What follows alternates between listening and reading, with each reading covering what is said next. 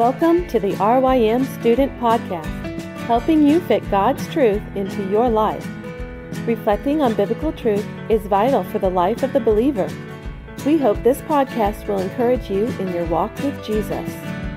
The following was recorded at one of Reformed Youth Ministries conferences.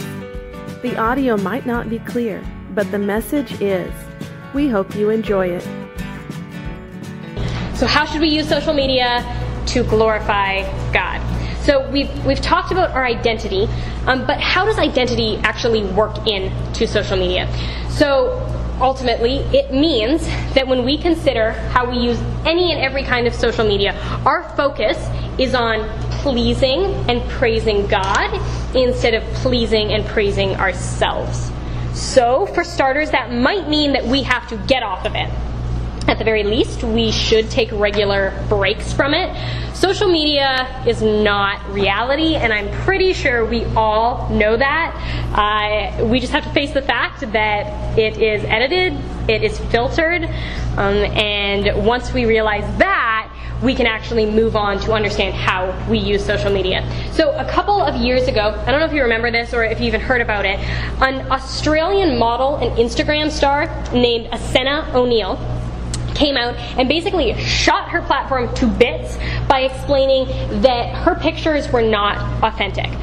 So sometimes she would take hundreds and hundreds of photos of herself in a bikini, just at the right angle, with just the right light, to look the way that she does in this picture. And she would, at the time, present that as completely authentic as who she was, with these like trite, cute captions that made everybody look at them and be like, oh my goodness, she's so amazing. But she made this announcement, and then she went back through her account and started changing the captions on all of her pictures to reflect reality, what was really going on. So these were some of the captions that she started putting on these pictures. Not real life. Took over 100 in similar poses, trying to make my stomach look good. Would have hardly eaten that day. Would have yelled at my little sister to keep taking them until I was somewhat proud of this. Yep, so totally #goals. Then another one. The only thing that made me feel good that day was this photo. How deeply depressing. Having a toned body is not all we as human beings are capable of. And another one, she said, and yet another photo taken purely to promote my 16-year-old body. This was my whole identity. That was so limiting. Made me feel incredibly insecure. You have no idea. So she later said, I found myself drowning in the illusion. Social media isn't real. It's purely contrived images and edited clips ranked against each other. It's a system based on social approval, likes and dislikes, validation in views, success in followers. It's perfectly orchestrated judgment, and it consumed me. Social media has the potential to consume us, to take away our joy, to drive our comparison, to kill our contentment.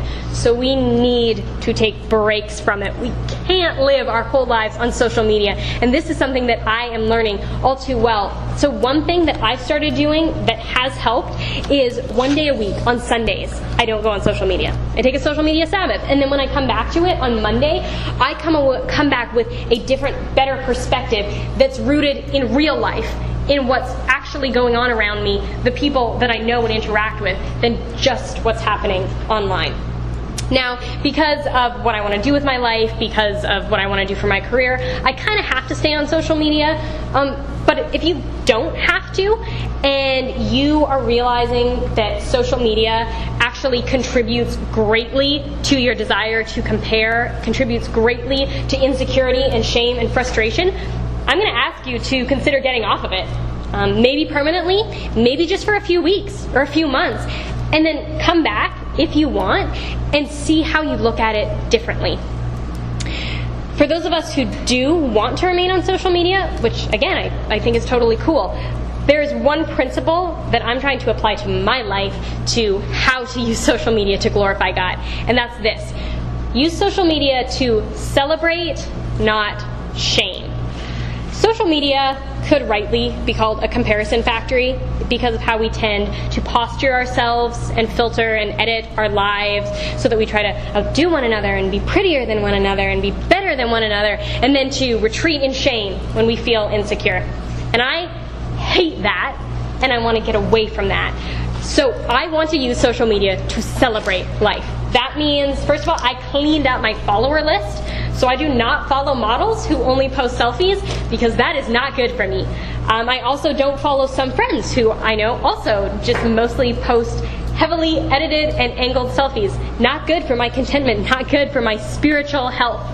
Then I try to intentionally post things that reflect the beauty of life. Again, I fail at this, but this is something that I'm trying to do. So sometimes that's in its ordinary glory, sometimes it's in its special, fun moments. So sometimes it's pictures of me eating ribs, and other times it's a theological quote, and other times it's a picture of a book I'm reading, and other times it's a really killer shot of the ocean.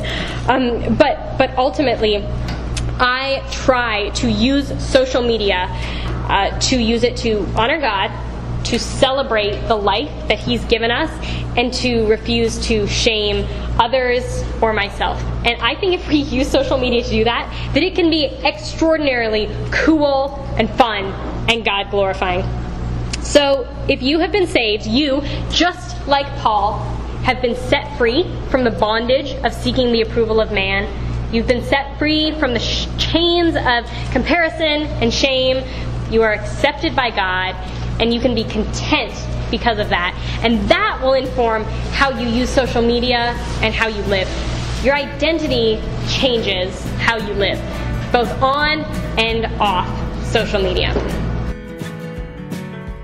For more information on RYM student conferences, visit rym.org/conferences.